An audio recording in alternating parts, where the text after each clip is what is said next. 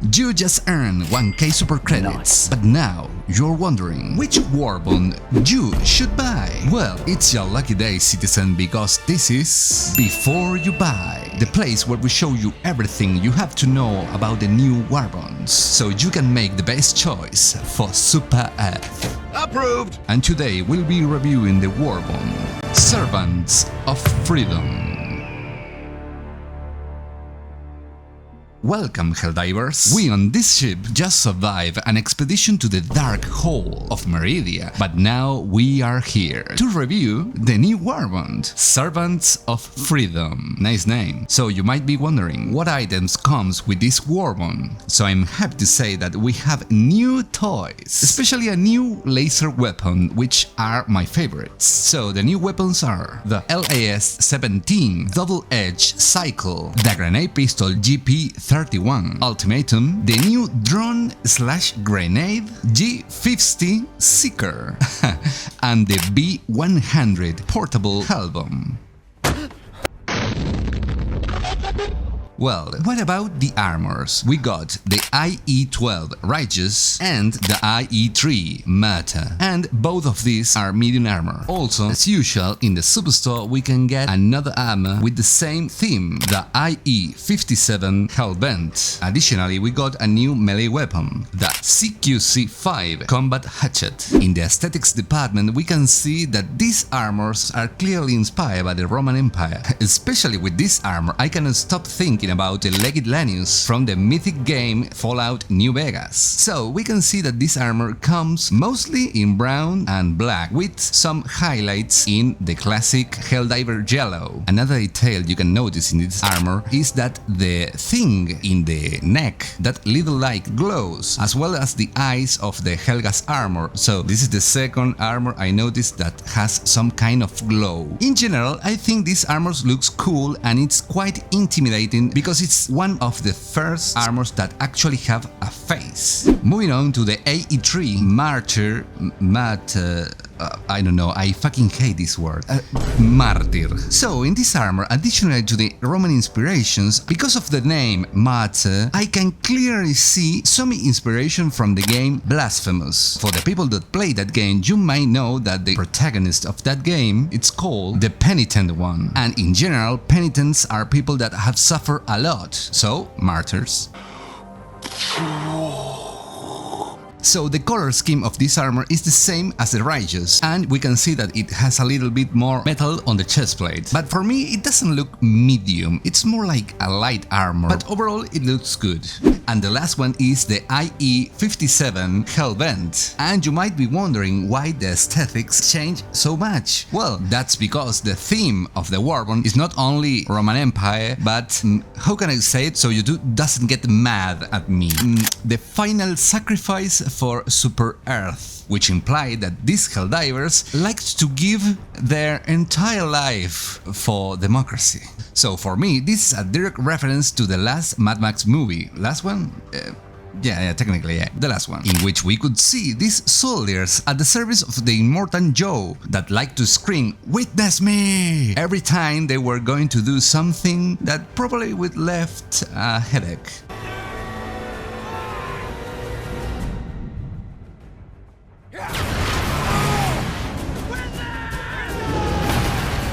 So the helmet has been printed with a Helldiver yellow skull, and the overall aesthetics is more post-apocalyptic. Since we are talking about sacrifices, let's talk about the new armor passive, Integrated Explosives. And as you can already tell, this means that whenever you die, you go with a boom, so you can be sure that your death is not in vain. Now, testing the effectiveness of this passive is quite hard, to be honest, but I'm not gonna lie, it's not S tier, it's not the best armor passive, but it's fun. Tell me how many times you have died for nothing. Well, with this passive you can at least take some bugs or boatless with you. Also, maybe you run out of grenades, but not of options, because you can literally use your body to close bug holes. America! America! Woo! Yeah! So having talked about the armors and the passive, let's move on to what I consider the best part of this Warbond, the LAS-17 double-edged Sickle. And I am sure that you already noticed that the description of the penetration of this weapon is totally wrong. The description say this weapon is light penetrating, but that's totally a lie. As you can see, the old Sickle is light penetrating because it cannot penetrate the chest plate of this regular Devastator because that's armor grade 3, also known as medium armor. In the other hand, the new Sickle can indeed penetrate the chest plate of the Devastator, meaning that the penetration of this weapon is medium. All this means that this is a bug or a mistake, and this worries me a lot, because the weapon is already good the way it is. If instead of medium penetration it's meant to be light penetration, it will be total shit. Or if the idea is that it's only medium penetration when it's overheating, it's also gonna be shit. So I pray that they don't ruin this weapon in a future patch. So, as I just showed you, the double-edged Sickle is a penetration 3 weapon, for now at least. Each shot makes 55 standard damage and 5 durable damage. In addition, this weapon brings 3 magazines with 15 seconds of shooting time, but technically you won't need to use those per mags because of what I'm going to show you next. The Sickle has a standard scope of 25 meters, 50 meters, and 100 meters. And now the interesting thing about this weapon is that the Super F engineers have removed every failsafe about the heating, meaning that this weapon will never stop shooting even though it's being set on fire. So this means that all that heat is going to be transferred directly into your little hands. At first it would make little but constant damage, but if you keep firing the weapon will reach its limit and then you will be set on fire, making a lot of damage. Supposedly this increase in heat also increased the damage of the weapon, but I didn't notice this increase in damage. That's why I'm thinking this might be slightly bug, but we don't know. It could be possible. I hope it's not. So you can try to mitigate the heat damage by using steams, but there is a little trick. You can actually use a fire-resistant armor and diminish that damage, because this is heat damage. So technically it's fire. As you can see, I can fire for a long time and still don't get killed. And if you want to increase this resistance, you can use the heavy fire-resistant armor that increase your health. And if you combine that with the booster Vitality Enhancer, you will receive 0 damage until you get set on fire, and still you can resist a lot of time using sims.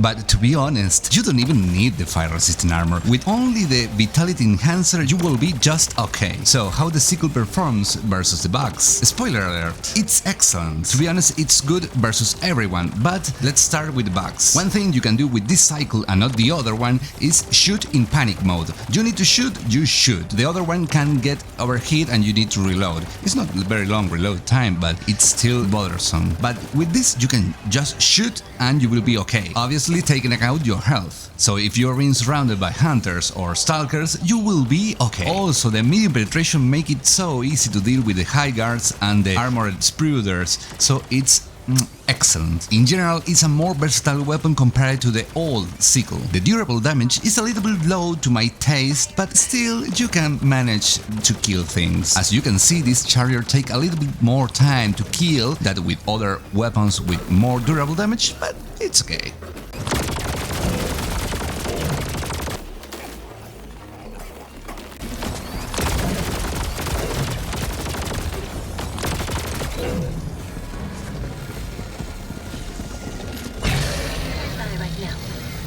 In my personal taste that I always hate the original Sickle because it was like spitting wet noodles to the enemy. With this new cycle I feel awesome. Now when I shoot something it actually kills it. Can you imagine? And what's the price I pay for this? Just receiving a little bit of damage, which I can mitigate by using the supply pack. And as I always recommend in my videos, say the line, Bart! yes, a good combo with this weapon is the supply pack and the gas grenades. Now, versus the disgusting squids, the Illuminate, I thought it was gonna be complicated by the high numbers of boatless, but no, it can deal with them quite easily. But especially I really like how can deals with the Overseers, since their weak spot is the head and its armor rate 3, this weapon can kill them quite easily. Also, being a laser weapon, not having recoil makes easier to hit the backpack.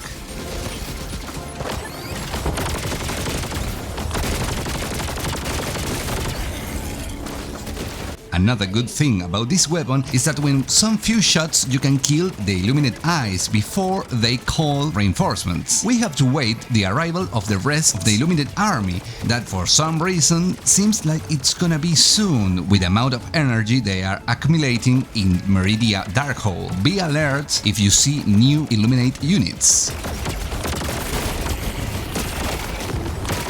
And versus my personal red friends, the bots, the Sickle can deal with every automaton unit, in exception with the Hulk and the tank, because especially the Hulk is armor plate 4, so you will still need some heavy penetration weapon like the Senator, for example. But for dealing with Devastators, that are the more common unit in the automaton army, and the Scout Striders, you can do it fine. The time to kill is quite low, so you can shoot and not get damaged too much by the hit. Also, the boss likes to be in frozen planets, so I recommend going there because the hits goes away faster. Also, if you are in dire need, you can shoot the engine of the gunships and kill them quite easily.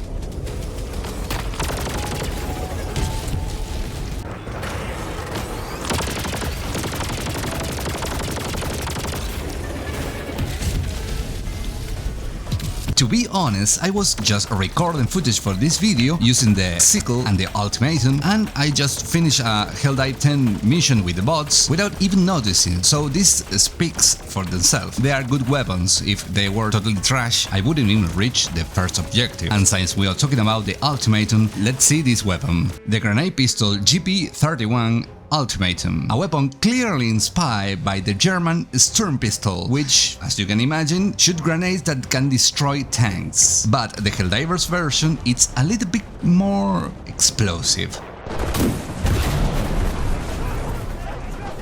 The Ultimatum is a weapon of penetration 8 in a direct impact. It has the incredible damage of 3500, and additional to this, the explosion does 1000 damage. For you to realize how much is this, the EIT rocket launcher does only 200 damage and 150 explosive damage, so the Ultimatum does a big boom. For the ammunition, the Ultimatum only has 2 shots, 1 per clip. But don't you worry, a little trick you can do is use the armor with the passive Siege Ready, that it was actually bugged, but Arrowhead confirms that they are gonna keep that bug, thankfully. So now every weapon has 50% more ammunition, in this case 1 more shot. One thing you have to take in consideration with this weapon is that it doesn't have a long range. The explosive is quite heavy, so you better try to give it a curve.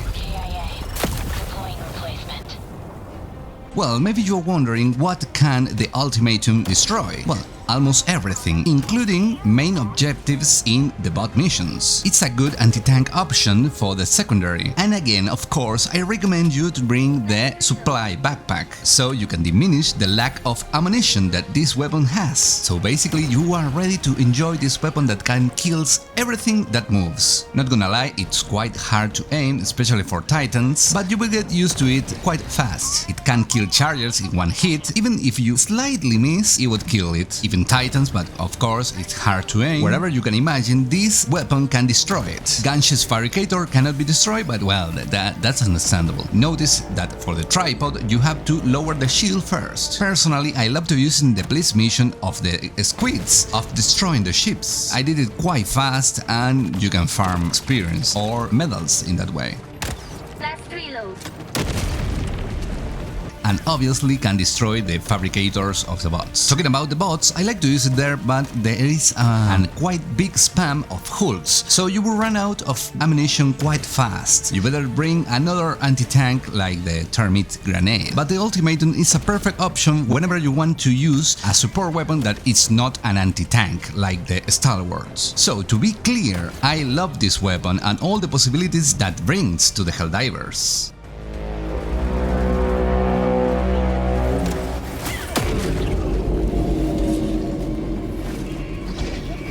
I'm taking that home to mama. And now it's time for the moment you have been waiting for. Not the big wing, but the B100 portable Hellbomb. And as you can imagine, this is a fully grown Hellbomb, so whenever it explodes, it destroys everything. It has the great advantage that you don't have to call them from the destructor or insert a code. You just press a button and the countdown starts. I don't know how useful it's gonna be, but it is 100% fun. You can use it in the middle of the combat as a fuck you all card, and you can see in this clip I used it in the middle of the fray with the bots.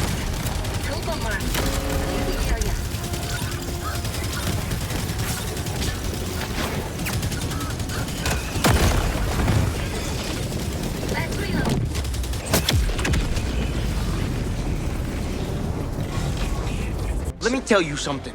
I'm from Buenos Aires, and I say kill them all! Yeah! Oh yeah! Yeah! Oh yeah!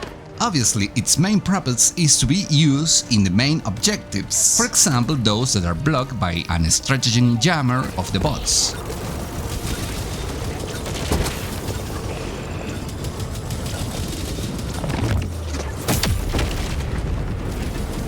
Be aware that the Hellbomb can be activated by your teammates, so I am totally sure that there will be a lot of trolling, but all this is a little price to pay for democracy. For me, the best use you can give to the Hellbomb is to sacrifice yourself for Super F as a true hero and take half of the enemy army with you.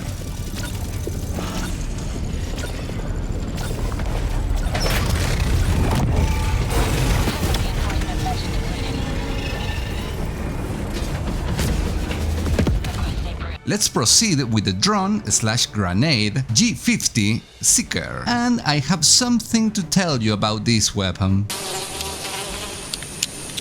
That is one big pile of shit. Sadly, not everything can be good in this WARBOND, and this time the grenade is a piece of shit. Don't get me wrong, I know there are some people that gonna like this grenade, but for me, the damage is too low for my taste. Its gimmick is that you can ping enemies and the grenade will automatically go for them, but yeah. So I don't know why would I bring this grenade instead of a beautiful gas grenade or a termite. Here you can see how I throw it to an Illuminate eye and it starts orbiting around it instead of fucking blowing. This grenade supposedly has the same damage as an impact grenade, but you need 2 of these to kill one scout eye of the Illuminates. And as you can see, I throw it to a group of boatless and it just killed this. Personally, I will never use this grenade, even with the gimmick of the drones. I don't find the use. I forget. It cannot even close bug holes or destroy the fabricators. It's trash. It's the biggest piece of dog shit that I have ever heard. So to finish this torture for your ears, I have the last weapon of the bunch, the CQC-5 Combat Hatchet. Well, a new melee weapon, it can never be wrong. So if you wanna feel like a Viking, this weapon is perfect. They also add a shovel, but you had to find it in the map and I had not found it, so yeah. Okay, but the Hatchet is a solid, well-rounded melee weapon. It has good damage and a standard range, maybe? It's like the baton, but it looks like it's easier to cut limbs with the Hatchet. Obviously, the best place of performance of this weapon is against the bugs, and you can easily kill a charger with it.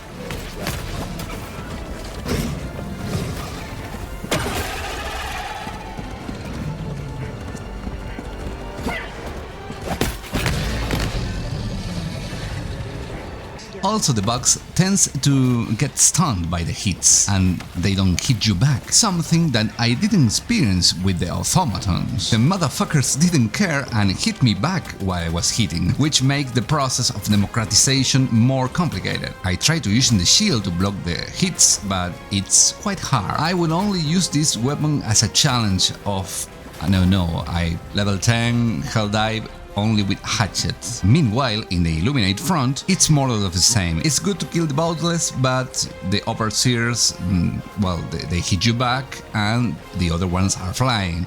In this video you see that it's not flying, but that's weird.